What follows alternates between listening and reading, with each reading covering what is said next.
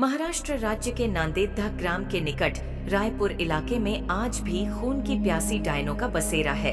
स्थानीय लोगों का मानना है कि यहाँ रात में गुजरने वाले लोगों को डायन पहले तो अपने वश में करती लेती है और बाद में उस इंसान का खून पीकर स्वयं को अमर करती है। वहाँ माना जाता है कि यह इलाका डायनों का है। यहाँ पर इंसान का कदम रखना खतरे से खाली नहीं है और अगर आप वहाँ पर गए तो किसी तरह की गलती आपके लिए काफी नुकसानदायक साबित हो सकती है।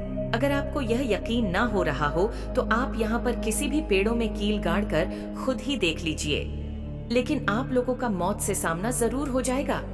आप लोगों को भले ही यह अंधविश्वास या अंधश्रद्धा लग रहा हो तो इस भूतिया गांव का यही दस्तूर है। इस भूतिया गांव को अभिशप्त माना जाता है। यहाँ पर एक दो नहीं बल्कि सारे इलाकों में डायनों का बसेरा जमा हुआ है। नांदेड़ के निकट इस छोटे से गांव में डायनों की अब पूरा राज्य बसा हुआ है। यहाँ पर ऐसा माना जाता है कि पहले यहाँ एक डायन रहा करती थी, लेकिन डायन ने गांव की कुछ लड़कियों की आत्मा को अपने वश में करके उनको अपने साथ लगाई। आज वही लड़कियां इन डायनों के साथ मिलकर खुद को अमर रखने की कोशिश करती हैं। यह गांव की वही जगह है जहां वास्तविकता में यहाँ के पुरुषों को रात में निकलने पर प्रतिबंध है। कब किस कौन सी जगह पर डायन उन्हें अपने वश में कर ले कोई नहीं जानता है। अभी तक यहाँ पर कुल 42 ऐसे मामले आ चुके हैं जिनमें से पुरुष लापता हो गए, लेकिन उनका अभी तक कोई अता पता नहीं चला है। यही माना जाता है कि डायन उन पुरुषों को मार दिया होगा। रायपुर में पेड़ों को काटने पर भी प्रतिबंध लगाई गई है। यहाँ पेड़ों के ऊपर डायनों के रहने की बात बताई जाती है।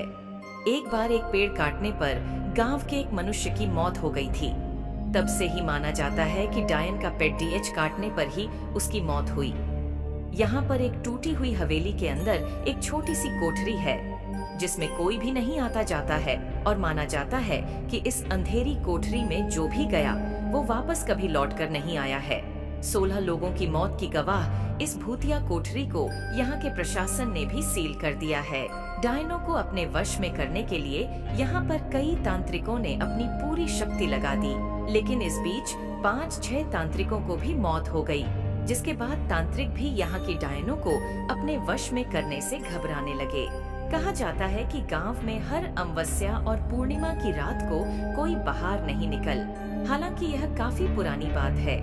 अब लोग अपने घरों को अच्छे से बंद करके घरों में रहते हैं। गांव के कुछ लोगों ने यह अनुभव किया है कि अक्सर रास्ते में चलते वक्त उन्हें अजीबोगरीब आवाजें सुनाई देती है, लेकिन पीछे मुड़ने पर कोई नहीं होता।